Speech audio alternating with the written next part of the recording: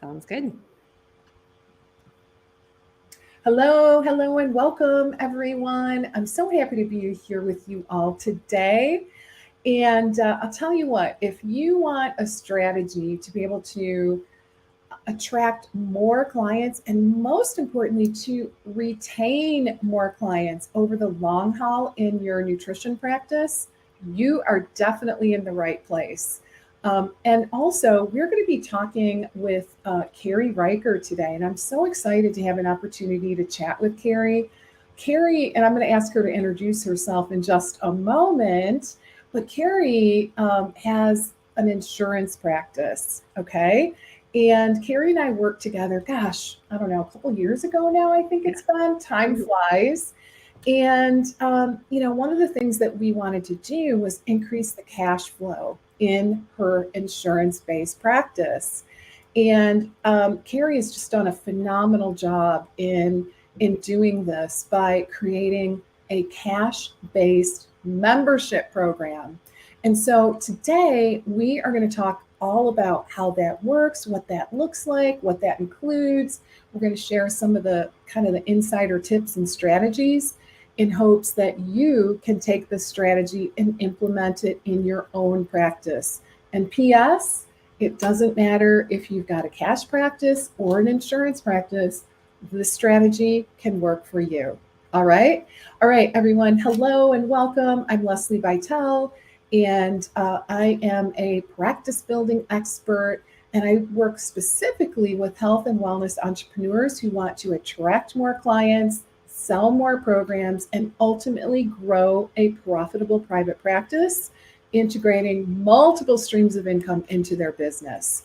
So, today, again, is all about how to increase your cash revenues in your practice via a membership program, even if you are in the insurance model. So, lots of juicy content for you today. So, with that little bit of background, how are you doing, Cari? I'm so happy to have you here today. I'm good. Thanks, Leslie, for having me. I'm so excited to be here and share some practical tips that any dietitian can implement easily into their practice. So, Yeah. thanks for having me.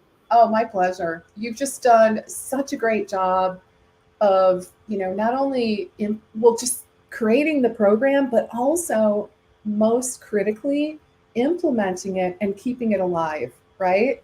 Yes. Because I know a lot of times we'll create a service and, it's just kind of easy to, chuck it aside.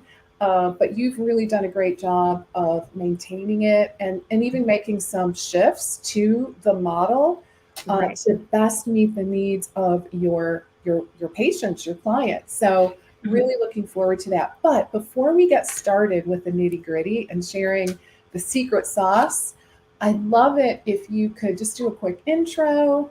You Yeah. know, tell us a little bit about your backstory. Yes. Yeah. So, I have a private practice that particularly works with people with digestive issues such as IBS, IBD, food intolerances, and allergies.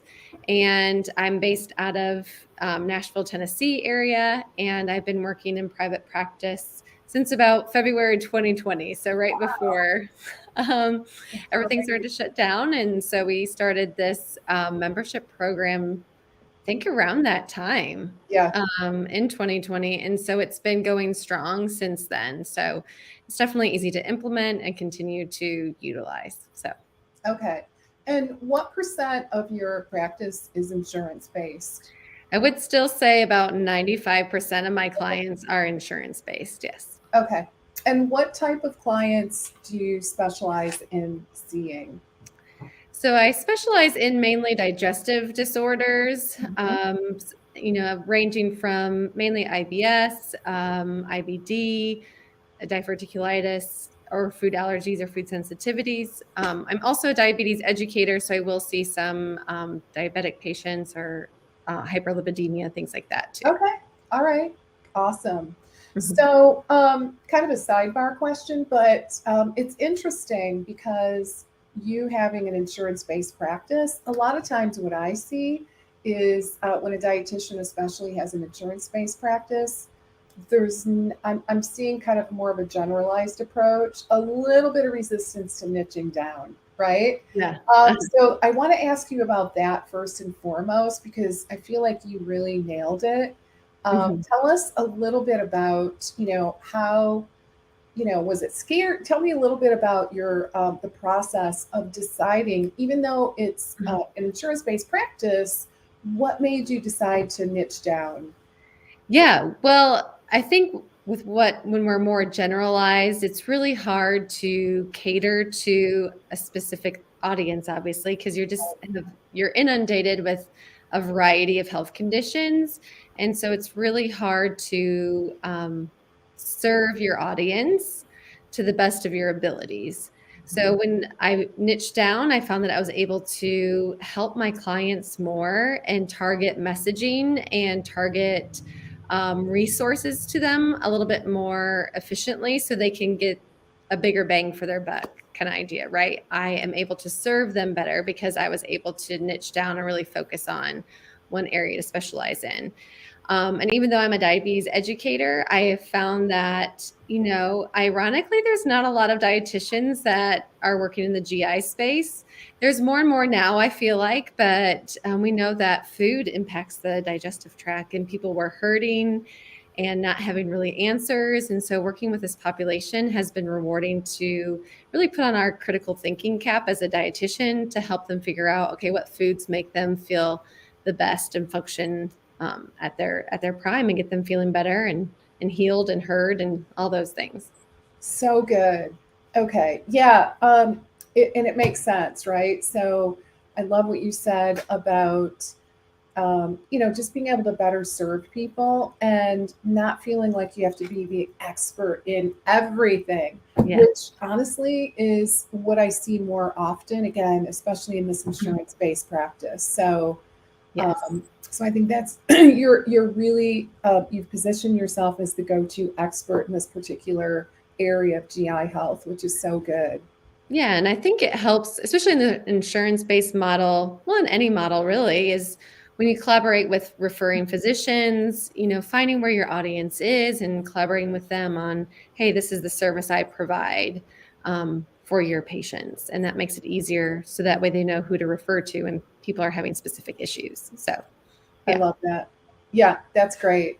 It definitely keeps you more top of mind, right? Mhm. When you position yourself as the expert.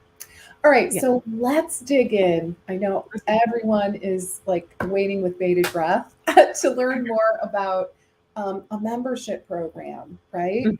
So tell us a little bit about, the how and why behind implementing a membership program in your nutrition practice. And Mhm. then I also want to segue into kind of the structure, but give us a little background on what the motivation was, the how and why. Yeah. So, with the membership program, we know that people need support for their nutritional health in between sessions. Right. And so when we are, proactive with providing that education in between sessions, we're building rapport and helping hold people more accountable. So this is a program that I call my accountability program. And Mhm. what that includes is um, daily meal plans derived from, I use the Eat Love meal planning program. And then I do food record analysis and send them messages of encouragement or reflection on how things have been going in between our sessions. So that way they're staying engaged and not forgetting to put their health on the forefront of their goals. So it's just a really good way to interact with clients on, not a lot of time. I don't have to spend a lot of time with it, but Right. in between sessions, but I'm there to help support them and guide them and give them the tools to succeed in between sessions. Okay. I love that. And just having, I think, a coaching background. Well, even without that, we all know that so much of the growth is going to happen between sessions, Mhm, right? mhm. I mean, there's so much more to the process of change for our clients. And, that's of course one of the reasons why this kind of program, and Thank you for reminding me that, we're calling it an accountability program. Right. Because Yes. it really does describe Mhm. what the program is all about, right? Providing that accountability and support in between sessions. Yeah. So I do have a question, Mhm. and I'm just wondering. So the people, obviously, people that have the insurance, a lot of times, not always, but I'm just wondering if you bump into resistance with, because I feel like a lot of times they come in and they have this preconceived notion that everything's going to be covered, right? I'm not going to take Yeah. out the wallet. Things are covered. And if something's not covered, I don't want to do it. So tell us Right. a little bit about how you overcome that, or just Mhm. how you help them to get out of their own way and recognize that, yes, the sessions are key. Mhm. However, the in between is also super, super important in helping them get from their point A to their desired point B. Right, right. So, I'm sure we all kind of follow the same type of flow of a session where we do a lot of intake and reflections about their eating patterns and frustrations and that. So I, really make sure I'm listening to the client and recognizing, okay, what stage of change are they in? Are they ready to make a change, and what would that look like? Especially since a lot of the main part of the membership is the meal plans, right? It's showing them exactly what their nutrition prescription is and how to make meals that feel good for them. Mhm. I try to listen to see what people are saying. Like, I just wish I had some kind of guide on what to eat, when to eat, how to piece all these ingredients together, because people just seem lost. And so I really try to listen for cues that might hook them into participating in the membership. So if I hear them sounding discouraged or trying to search for answers, then we'll explore the membership option for them. Okay. The most resistance probably would be are those that might not be cooking at all at home. And Ah, so, as interesting. we work together, that might be something later on down the road as we work together when they're ready to prepare more meals at home, Okay. that we could look into the membership. Okay. All right. So is the membership something that you bring up later in your work with them, or is it something that you bring up, very early on in your work? A lot of times I bring it up really early in my work. It could be I do offer free discovery calls before I even start working with somebody, Okay. just to make sure that it even sounds like we're a good fit. And a lot of times people might mention wanting a meal plan on those discovery calls, and then I'll say to them during that time, "Hey, I have a meal planning program. Let me show you when we first meet." Okay. So I'm already kind of hooking them in at the beginning Yeah. before we even sit down, Mhm. because I'll be like, reflect, hey, I know I mentioned this on the phone call last time we spoke before we met. Do you want to see it? And so I really try to get them in at the forefront at our first session, ideally, if we can, just because that will help build that rapport, and continue that accountability to make sure that they keep showing up. Okay. All right. Fascinating. All Mhm. right. So we'll dig into that a little bit more in terms of like the sales process, because I think that is something that can really stump some folks in our audience, right? Right. Just kind of helping people get out of their own way in Mhm. terms of, okay, so my insurance is going to cover part of the experience, but if I really want to get to that end result, Mhm. might have to invest, really a small amount, all things considered. So we'll share Right. more about the pricing as well. Mhm. But let's talk a little bit about what do you include exactly? Yeah. So in my membership program, it's a month to month subscription, just similar to like a Netflix subscription. You're going to pay for it per month. Okay. And that includes the individualized meal plans from Eat Love. I also offer a discount on full scripts, supplement orders if they would like to order through there. Okay. I also include like weekly food log reviews or check in points, and unlimited messages in between sessions as well within my office hours too. That's very important. I try to create boundaries with that as well. that I'm not answering messages late at night or on the weekends, but within my business hours too. Okay. So access to Eat Love, Hmm. messaging, Yes, and a full script discount, correct. Yes. right? Okay. Hmm. And so I want to dig in a little bit more in terms of why Eat Love, Hmm. and then the boundaries, because I have a hunch. I'd love to hear from our audience. How does it make you feel when you hear the possibility of, your clients being able to kind of message you and get access to you, in between sessions, right? I have a hunch that that might scare some people, like, oh my gosh, I don't know if I could handle that. So let's start there. How Okay. do you manage, how do you maintain your boundaries? Hmm. Just what does that look like? Because it sounds like it could be time consuming. Oh, and are we, tell me if I misheard you, but are we including, are you commenting on their intake? So I might make some comments like when I look weekly. I really try to meet with people every other week.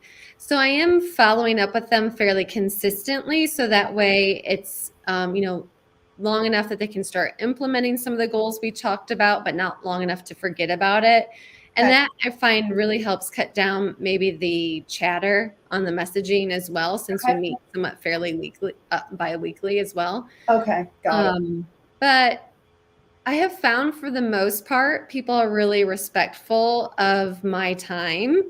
And I communicate that up front. Like you can message me, just know that on the weekends or off hours, I'm not going to respond.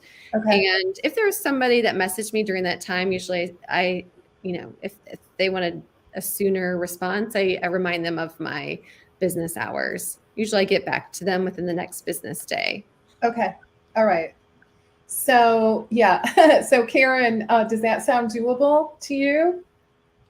I think a lot of it is setting the tone early, Hmm. and I think it's communicating your boundaries as well, right? And probably, if, because I just have to say, if you get stuff on the weekends, it can be really, really tempting. Like, it could be really tempting to just clear it off your plate, right? But the Right. problem is you're setting a bad example, right? And so I do think that is something to consider. Okay. I also You have a do comment include on that that? on my form as well. So the accountability form that they sign off on, it includes my business hours on there Oh, too. okay. All right. So they should be crystal clear on those boundaries. Yeah. Okay, that's awesome. All right. And then in terms of, okay, so they're filling out a food log, right? Hmm.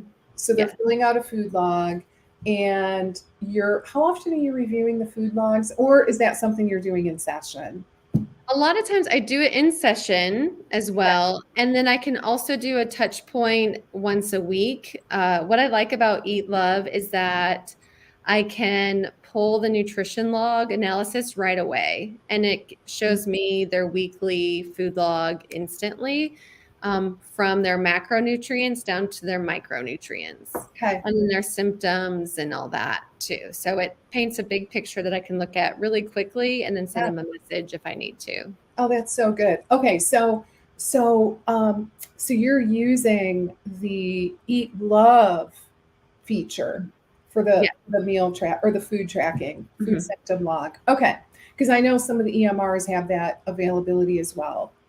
Yeah. And So, I also use Healthy as my EMR. yeah.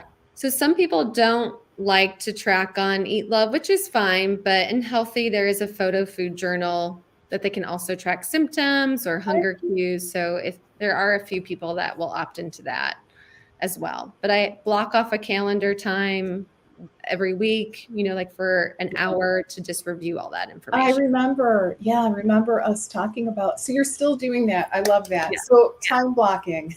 Mhm. Yeah. So, guys, this is key. And I think, I mean, it's subtle, but super, super important. And I remember when you and I, first started talking through what is this going to look like, Mhm. One of the concerns was, oh my gosh, like, am I going to be checking food logs every day? Yeah. And guys, you don't want to do that. No. Okay. Like, you do not trust, just, you don't want to do that. Right. Uh-huh. So what you want to do instead is exactly what Carrie is describing, where and I seem to remember you do that on Wednesdays. Yes, yep, I have Okay. it on Wednesdays. So that way in preparation, most people do their shopping on the weekends and we can get them ideas if they need to in Yes. preparation for the For the weekend. weekend, great. Yeah. So she does. So guys, just to be clear, Carrie's doing this.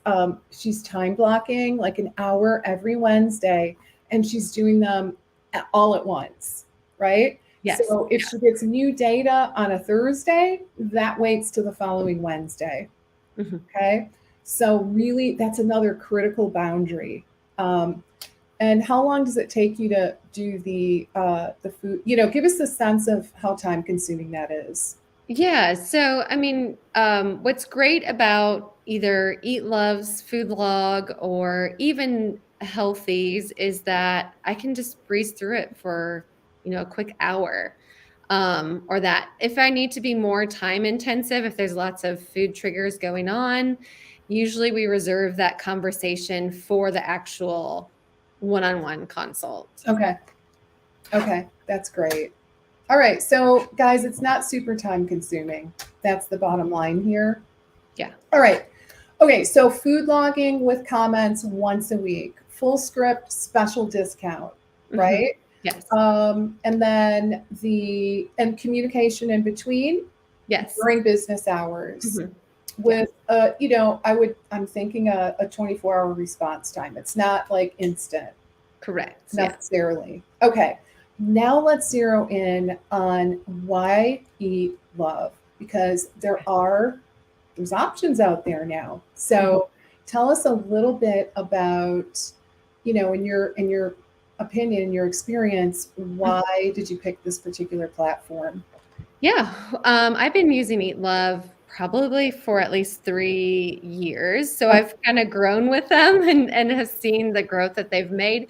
And they are so quick to respond and improve their platform based on what we need help with as RDs and listening to the people who are using it. And being in the GI space, I use a lot of food sensitivities, allergies, or even low FODMAP food restrictive diets that could be so difficult to find on other platforms or that has limited recipes. And so I really like Eat Love because I can set up a patient's meal plans within, under 10 minutes, and get them set up.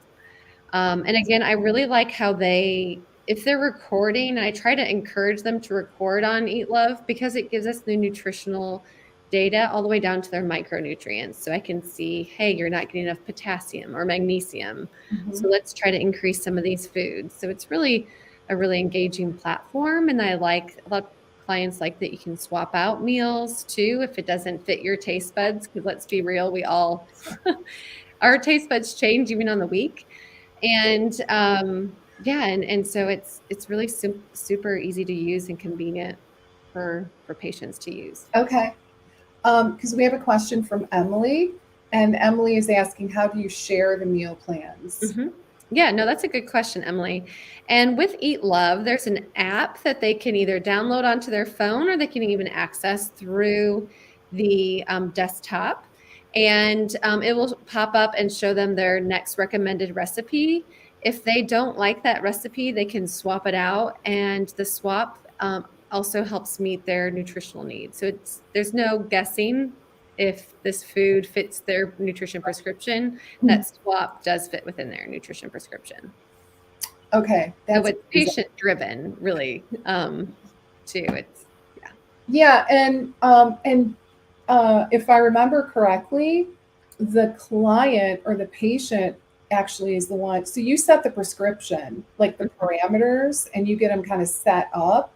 Mhm. But if I remember correctly, with Eat Love, one of the nice things is it's very scalable, Yes. right? Yep. Like super scalable, which I think that's huge. Mhm. Like for example, if you wanted to do a group program, and let's say you had, 30 people at one time, just hypothetically, you could pretty easily get them going on Eat Love, and you would not be the one having to do, all the meal planning.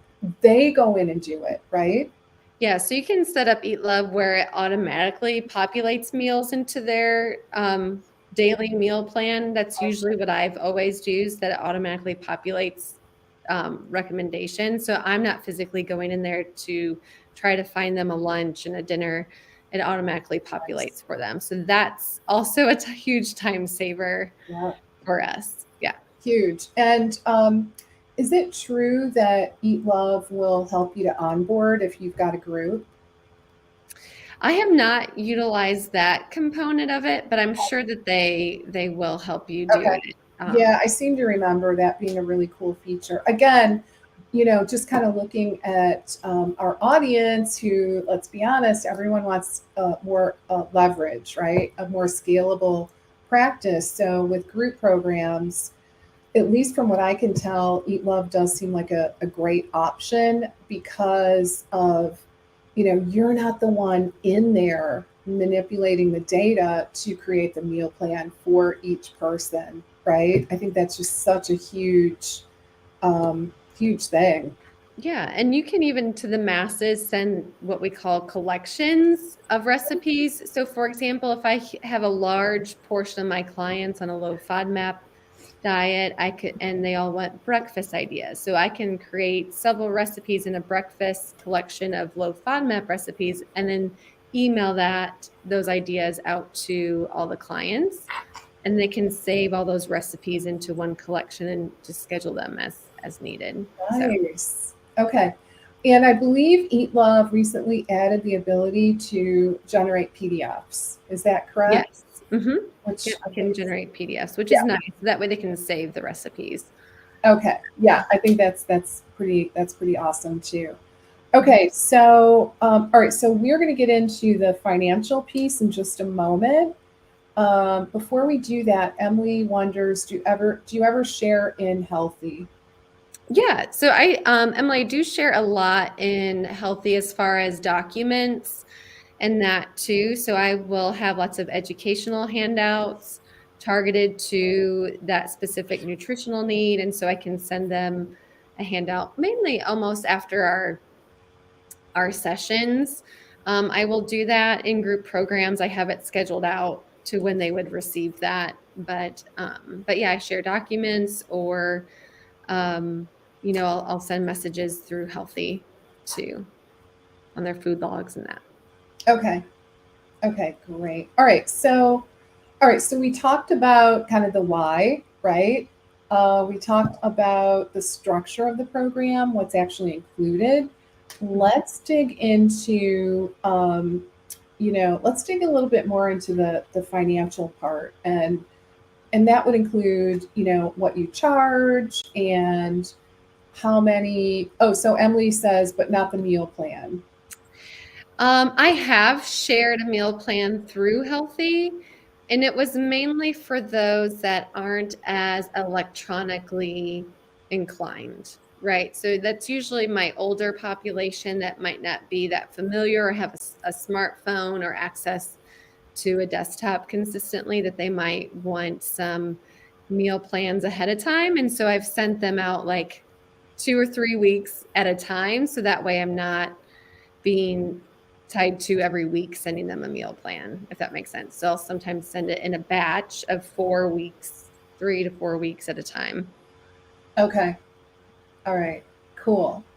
All right. So I'm sure the burning question is, tell us a little bit about, what you're charging, Mhm. and, how you landed on that price point, I guess why you chose it. And Yeah. yeah, and then guys, I do want to chat with Carrie a little bit about, the strategies involved in attracting and retaining members. But let's talk about the financial part first. Yeah. So, like Leslie, we talked about before, it's finding that sweet spot for clients, especially insurance based, that most sessions are covered. What are they willing to pay out of pocket Mhm. on a monthly basis as well? And so, When people sign up, it's on a per month model. So I have charge $50 a month, and that's unlimited. So they will need to tell me once they're done utilizing Eat Love. I would say on average, most clients are utilizing the meal plans at least for 3 months. And I have some people use it, for over a year just because they like the ease and access of it, and the rapport, right? That accountability. Or I've had a couple just use it for 1 month just because it was financially straining. Uh-huh. Or, I did have a chef, who does Really? cook. He was just like, I just need help and guidance with how to piece it all together. So he's like, just give it to me Fascinating. for 1 month. So yeah, it just really, for on average, it's at least 3 months. Okay. Mhm. Okay, that's great. So, and guys, the thing that I want to drive home here is, this is 3 months worth of revenue that you wouldn't otherwise be gaining in your practice, right? Mhm. So, you really, I mean, of course, the most important thing always is that we're providing tons of value. And at the end of the day, we're all in the business to help our clients to achieve those wonderful desired results. And so it really is a win-win all the way around.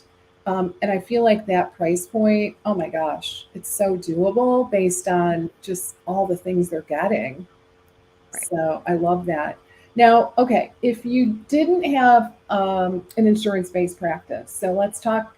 I just want to get your feedback a little bit on all right, so let's pretend you are cash based. Okay. How can you envision this type of program in a cash based practice? Yeah, I think I would envision that in a cash-based practice that you have a package of X amount of visits, Mhm. and then that could be part of your signature program that, hey, in addition to our one-on-one visits, you can get these individualized meal plans, and enroll that in a higher ticket price. So that way you're almost getting the same kind of concept with that food log review, messaging, and the tools to help you succeed with knowing what you need to eat and how to piece it together. I love it. Yeah, I think that's such a good point. So, for those of you that are in the cash model, I think, of course, you probably know I'm a huge fan of creating a program, kind of a signature program experience for your clients, and adding these different elements that Carrie's including in a membership into your signature program can really, really ramp up the value in a really big way. And the other idea is this, it kind of depends on how you want to run your practice, but certainly it could be a good step down option for people. So, like, let's pretend you've got a client, they finished that 3 month experience with you that was really full and robust. They're super happy, they've got awesome results. They don't necessarily need more sessions with you in this example, right? They're like, I feel like I'm doing okay. I don't want to totally cut the line though. Is there, do you have another option? I feel like having this as what I would just call like a step down program, kind of going back to I think my cardiac rehab days, right, where it was called a step down. I feel like that could be a great option as well. And let me just say, this is a huge opportunity for almost every person here, right? Because what happens, they do the program, we cut them loose, and that's the end of it, right? And in the work that you guys all do, your clients, chances are really good. They need ongoing support. They still need that accountability because change is very difficult to maintain. So anyway, I think it's a great option. I mean, it could be an entryway as well. It just kind of depends on how you want to do it. So let's say you wanted to have an entry point type of membership for your people. So that could be an option too, right? Some practitioners aren't as comfortable with that because for a bunch of reasons, right? They don't know the clients yet. They don't want to just kind of set them, it. bunch of reasons behind that, but it could be an option. It just depends on how you want to run your practice. But the thing that's great is it's pretty hands off for the most part, and it allows you to generate a new revenue stream in a way where you don't have to show up live, right? Show up one to one live for each and every person. And I just feel like in this day and age that's pretty exciting, right? Yeah, yeah. So especially in an insurance-based model, you know that you can't rely solely on the one-to-ones. And so this has been an easy way to guarantee monthly income Right. without sacrificing my time. Oh So my God, that's huge. So guys, I didn't even think to mention that recurring monthly revenue is huge. So all right, so your average, would you say kind of your average stay is about 3 months for folks? yes, Okay, about 3 months at that's least. nice. Okay, so that's pretty good. What are the strategies that you implement to, number one, sell the program, and number two, keep them? Because, guys, that's called your churn rate, right? So you're going to have a churn rate in any membership program. People are going to come and they're going to go. So a huge part, like getting them in, is one thing, keeping them is another, right? So tell us what your thoughts are there.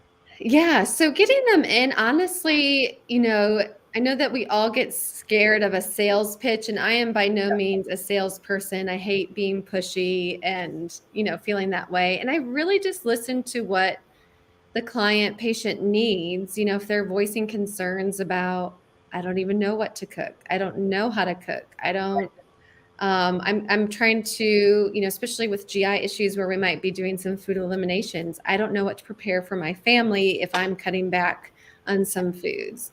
So this does it all for them. Even if you are, doing diabetes education or carb counting, or even weight loss with, okay, how do I put foods together? It does it all for them. It's a guide. I used to be so hesitant on doing any kind of meal plannings because I wanted to teach people how to without giving them something physical to do. But this is what people are looking for, hands down. They expect us to give them a meal plan. And if we don't give it to them, they're going to go elsewhere for it. So Yeah. that's when Eat Love crept into my life. And it's been such a good tool to help clients succeed. And it's been eye-opening for them to see, like, oh, I was just eating the wrong portions, or it's all the same foods, but just in different quantities, or, just even mixing things up on how to prepare different dishes. So I really just try to listen to them. If they're wanting some guidance on what to eat and how to make it, then I physically show them during our session what Eat Love is, and it sells itself. So, Okay, so that's key. You physically show them. yep. Okay. So I show them, I walk them through it on how to use it and what it looks like and what it can do.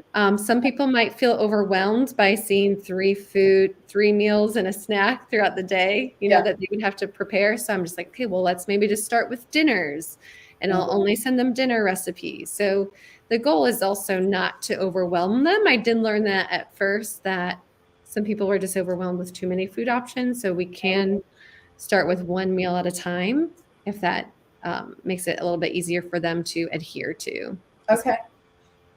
And then, okay, so in terms of getting them in, well. it's listening for cues, especially around any,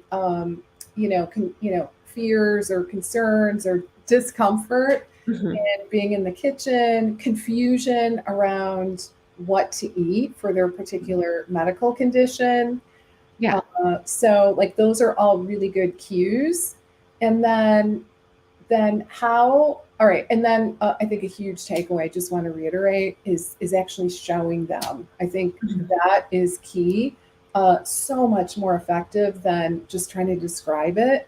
Yes. Yeah. So that to me is a huge takeaway, Carrie, based on what you're sharing today. Is showing is so much more effective as compared to telling, right? Yeah. So, Yeah. So I'll show them too as I'm walking through. okay, Once I hear what types of foods they enjoy eating, so I'm just like, let's look up a recipe that okay, fits, is something, a food item that they like to eat.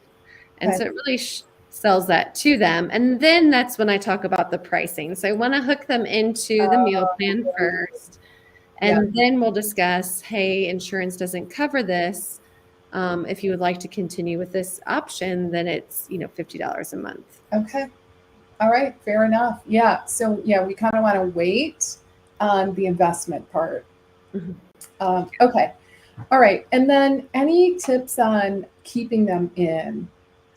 Yeah, I think the main part, especially with utilizing a meal plan program, is one, making sure that they're using it as well, or not feeling overwhelmed. So it's just making sure you do a check-in, the first week or two, to see how they're feeling, if they're enjoying the meal plans, any, things that come up. So it's just really making sure that you check in with them and then listen to them if there's any, concerns that they have coming up, or if a lot of people are going out to eat or have vacations. So engaging them during those times away from utilizing the meal plan. Here's some ideas on how to succeed while you're away. So just making sure that you're in touch with them and listening to what they're needing from you at that time. Okay. Okay. Huge. Okay. We have a couple questions. Mhm. Let's see here. Okay. So what is the discount that you give for full script? Yeah, so on full scripts, when I set them up, and that is a 15% discount. So I'll just have to make sure I set it up on full scripts to be a reoccurring discount, because you can also set up a first purchase Okay. discount as well. Okay. Okay. So 15%. And out of curiosity, then, like someone that's not in the membership, do they get any discount, or is that full price? Um, a lot of times, just because I know shipping can be a lot of money, a lot of times I'll give the client that's not in a membership a first time discount Nice. on the first purchase. That's a great idea. Mhm. I Yeah. like that. And then, okay, so are notes added to their profile? I think, Anna, you might be referring to on Eat Love, if notes are added into their profile. I don't add any care notes in Eat Love per se. I usually, in Healthy is the EMR that I use, and I think all EMRs are the same way, that you can create goals in there, so that way they can track their goals that we set, or a care plan, I guess, is also in Healthy that you can create and send to them. Okay, that makes sense. Okay, so I'm not sure who this question is from. I can't see the name, unfortunately, but are you seeing patients in office or virtually or both? And do you notice a difference in patients using insurance regarding if they prefer Face to face. face to face or virtual? Oh, good, interesting Yeah, question. that's a great question. And I honestly see patients both in face to face and virtually. However, after this past year, still about 85% of my clients are virtually. Okay, So I even dropped down my in face to face time, because most of my patients prefer virtually.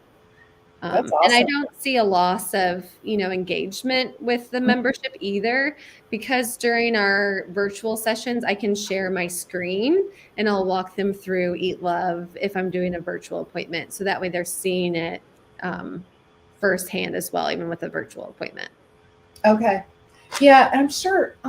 Have you ever seen any data? I'd be curious if anybody here has seen data that compares in-person versus virtual in terms of, engagement and most importantly, results.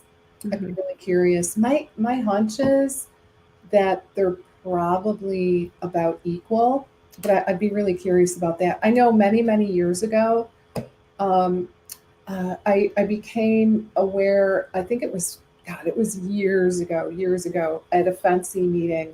I remember popping into a meeting where they talked about the results comparing, it was for weight management clients. And it was telephonic session. So you know how long ago that was, telephonic versus in person. Mhm. And I remember the result was, even with telephonic, there was no statistical significant, there wasn't a statistical difference in the two groups in terms of results. So I find that the compliance with probably showing up to their appointments is easier with virtual. I find that most of my clients, once they go virtual, they're like, can we do this from now on? Because they don't have to take Yeah, time away from work right. to come It's huge. chat with me. So, Yeah, so just yeah, just it's just so much more convenient. Yeah, that's great. Okay, I think we have one more question here. I've seen this too, and yes, it seems easier to share screen and walk through Eat Love with patients. That's a great point. yes. Yeah. That would, I think, be much easier. Yeah, I think these are all really good points. Anything that we might have missed? Anything? I think I saw somebody ask how many clients I might have in the membership at. Oh, okay, yeah, that's a great question. And right now I have about 15 Okay, in my monthly membership, and that can ebb and flow even up to like 20 people per month. And again, it's still about the same time frame within that hour to review the logs. It still isn't a whole lot of time. okay, all right. So, all right, so yeah, okay. Just kind of looking at that a little bit. So, yeah, nice little extra buffer in terms of revenue that honestly you wouldn't otherwise be making, Yes. which is so good. Mhm. Yeah, I love that. And that $50 price point, are you finding that to be pretty acceptable to I find people? that one being really acceptable, that I don't find a lot of hesitation with that people are like, "Oh, I can do that." Okay, I can at cool. least do that for 1 month, and then they're going and they're like, "Oh, I can do this for another month." So, yeah, I think it's a happy price point for most clients. Okay, good. All right. And how long does it take to review the food logs? Yeah, We and so kind of that's touched with on at this, least, but yeah, for at least the 15 to 20 clients, it still takes only about an hour. okay. I only block off an hour to review all those You logs. just make it happen. Mhm. Yeah. Yeah, everyone gets done. I love that. Yeah, so pick a day and stick with it. So Mhm. Carrie has stuck with us since 2020, which is Yeah. amazing, Yeah. right? Yeah, which, especially when we're all in lockdown, people were cooking more at Yeah, home. Now that they're more out and about, they're still utilizing it. They're still looking for those aids to help them succeed. So, sure. It's super helpful. Yeah, I mean, and I would guess that now would be maybe for a different reason, just because they're so much busier and they don't really have time to, figure mhm. it all out. I do love the feature, like and I think with some of the other meal plans too, but just having the ability to generate a shopping list is Yes. so convenient. Like, okay, Mhm. here's the recipes I want to make in the next few days. Let me do an inventory in my pantry, in my fridge, and let me generate a list. And I believe Eat Love also connects with Instacart. Yeah, I do that all the time, even for myself. Really?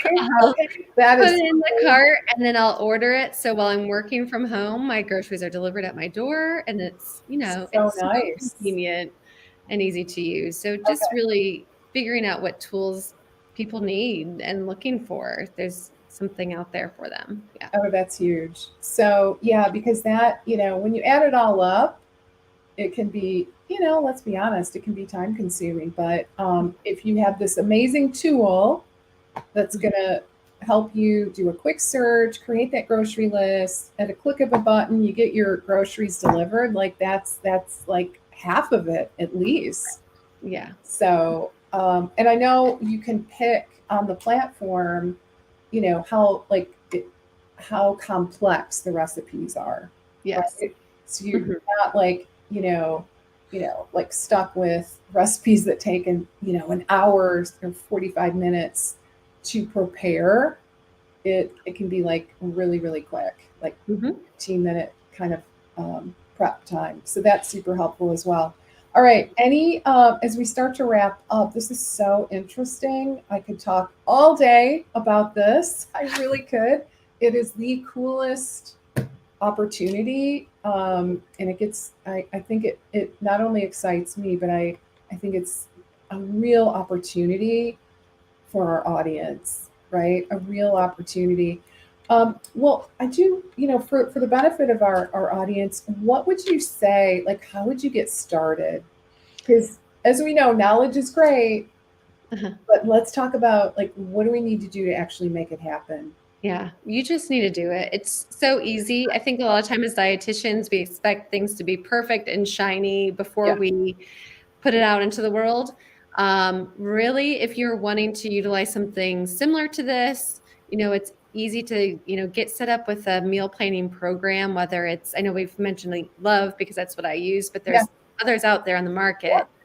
And then I just created a form, a form that I share in my EMR once they sign it, that just says, hey, you get monthly meal plans, food log reviews, messaging. That's it. Do you agree to it? And then they sign it and I set them up and that's it. Okay. So it's Cool. basically two-step, make sure you have a program that you can utilize to offer them. And then two, I have a form that they sign so they know what they're getting. And then we just get started. That's it. Okay. Now, are there any restrictions around like the coming and going? Like, okay, let's say I sign up. Mhm. Do I have to give you like a 30-day notice or anything like that before I quit? I do ask them, obviously, so I bill them that day that they sign it. So if they Okay. sign up today on April 20th, then they're going to be charged again May 20th. So I Right. just ask that they let me know they'll be stopped at the next billing cycle, basically. Okay. So Okay. that's pretty easy for them to know. And then once they tell me, then I'll say, hey, you have 3 more weeks left or whatever that looks like. Okay. So go ahead and save recipes that you want to save. All right. That sounds great. Mhm. All right. Well, thank you so very much. Any final words of wisdom that you want to share as we wrap things up? Yeah, and I know a lot of it is just courage in taking that first step. It's really not complicated to get this set up.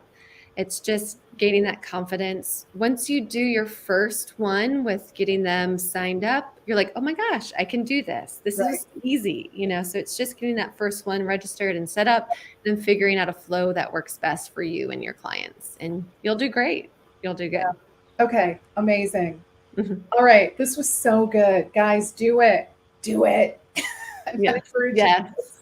Just do it. Don't overthink it. Like, Mhm. we overthink everything. Just go out, just make a decision, and it, just remember, it doesn't have to be perfect, right?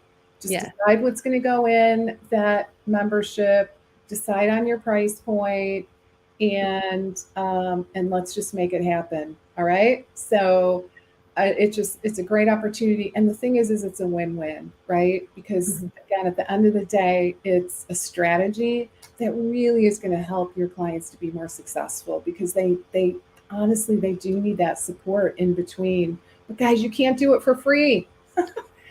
Right. You cannot do it for free. So if you're doing it for free, we need to talk, right? Yes, don't do it for free. Don't do it no more. Okay. At least, like, step one, Mhm. stop doing it for free. All right. Enough said. All right. What a pleasure, Cari. It's always such a joy to reconnect with you. I'm glad you're doing so well, Thank you. and really appreciate all the interaction. And you guys had some great questions today. Hope this gets you fired up and ready to start your own membership program. All So, right. okay, Thank guys, you have for a having me. great rest of the day. The one thing I do want to mention, I know we should have mentioned this earlier, but if you want to learn more, um, where do you want people to go, Cari? Yeah, you can message me. Riker Nutrition Consulting is my website, Okay. or my Instagram is at your.ibs.dietitian. At your IBS dietitian. Yes, Okay. Did I miss any of the dots? it'd be, I can't see it, but it's Oh, your.ibs.dietitian. okay. Okay. All right. So we've got dots in between there. IBS. Hopefully I spelled this right. Okay. Let's see. All right, guys, hang with me. All right, I think this is right. I only had the longest handle, I know, but Uh, yep, that's right. okay, cool. All right, so go check out Cari's work. She's amazing. Mhm. And thanks again, Cari. It was a real pleasure Thanks to for meet having me. you. All right, guys, Have a great rest of your week, all right? And I'll see you next week. Bye for now. Bye.